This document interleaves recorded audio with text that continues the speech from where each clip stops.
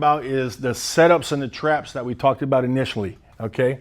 This goes all the way back. Every step that you're going through here, you're using active listening and you're setting traps that you're gonna use later, okay?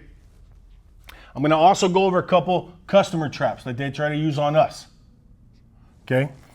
But in the initial communication and investigation, we ask who's the lucky one getting a new car. This comes off very easy and it's just conversation. Hey, by the way, who's the lucky one getting a new car? You're excited. During that excitement moment, somebody raises their hand, they say, it's for me. And I'll say, okay, congratulations. How long have you been thinking about getting a new car? Okay, how long? Okay, then I'll get those hot buttons. What is it about that car that jumped out to you? Why do you like that car so much? Okay, we get those hot buttons. And then I'll ask them that emotional question. So if this works out today, where's the first place you plan on taking a new car? What trips you got in mind? Okay. These are all things that I'm going to use later to close the car deal. So when it comes time to close this car deal and I deliver the first pencil, which is usually a big pencil. It's intended to be a big pencil. This is where you make your money. Okay. When I deliver that first big pencil, most customers are not comfortable negotiating. So they want to leave. They want to run. It's what I call using a back door. They're going to find a back door to try to escape because they're not comfortable with it. So I need to make it comfortable and easy for them to stay and negotiate this car deal. So when I deliver that first big pencil and it's more than they want to pay, it's $200 more than what they had in mind. And they go, okay, Curtis, you know what? Let me think about this. I need to go home and discuss this with my wife or my brother, my mother, whoever this missing third party is. Okay.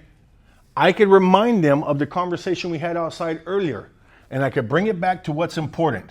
That piece of paper in front of me, that piece of paper that has the negotiation on it. I got to keep it here. I can't keep talking about who's missing or how long they've been looking or any of those things. I always want to bring it back to the piece of paper.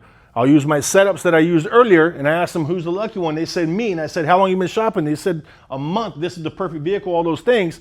I'll remind them of that when they try to use a back door and escape, and I'll bring it back to my piece of paper that's in front of me.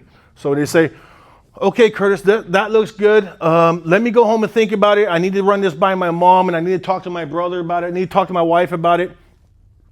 I'll say, Mr. Customer, I talked to you earlier, and I asked you who's the lucky one getting a new car, and you said this was for you. In fact, you've been looking for it for a month. This is exactly what you were looking for.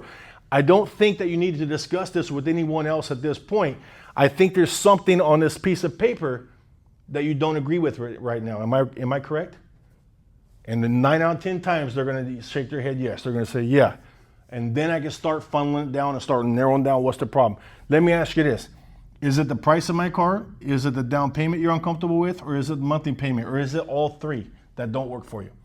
It doesn't matter what the answer is, as long as the problem is on this piece of paper and not up here in something I can't control. I can control this. I got to bring the problem back to here. I don't want to go looking for what I call ghost. I don't want to go chasing down this wife that don't exist, that she can't answer the phone, can't talk on the phone, can't have visitors. I don't want to go down that rabbit hole, okay? I want to remind them of our conversation earlier and bring it back to this. We had mentioned earlier, I'd asked you who's the lucky one getting a new car. You said this was just for you. You're going to be the only one driving it. My guess is I don't think you need to discuss this with anyone. My guess is there's probably something on this piece of paper that doesn't work for you right now. Am I right?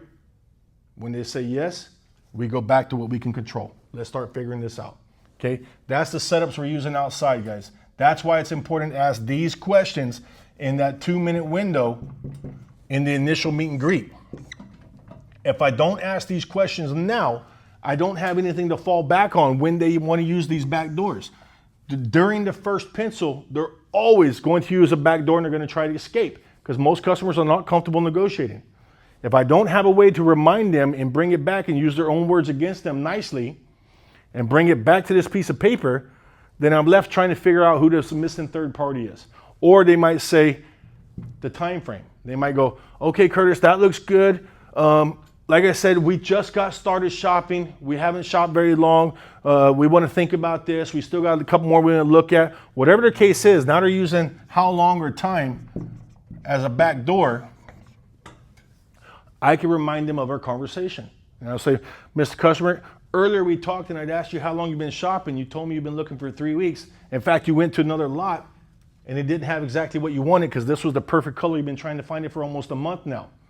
My guess is, I don't think you need any more time to think about this. I think there's something on this piece of paper that doesn't work for you right now. Am I right? When they say yes, now we start narrowing it down. Mr. Customer, is it the cost of the car? Is it the down payment, or is it the monthly payment, or is it all three that don't work for you right now?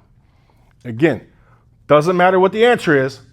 As long as the problem is on this piece of paper, I can fix that. I can't fix these.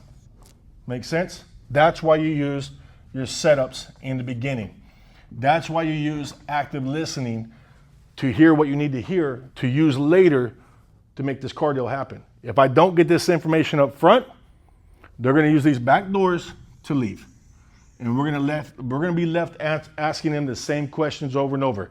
Hey, have you had a chance to talk to your wife yet? It's funny how they never talk to the wife. 3 days later, no, we haven't had a chance to talk to her. We're still talking about it. It's funny how that never happens. It's because it was never the problem in the first place. The problem was here. We just did not make it easy for them to say, right here's the problem. Okay? Now let's talk about front end accessories. Again, most of the dealerships today have gone away from markups. They use accessories as a way to add more gross. A lot of sales guys get paid on this. Some stores, it's only back end, your finance gets paid. Either way, if you sell the products, it makes it easier for your sales manager to make the deal. Sometimes that front end product might be the only gross in the car deal. Every dealership's different. Okay? We use a product called Car Alarm.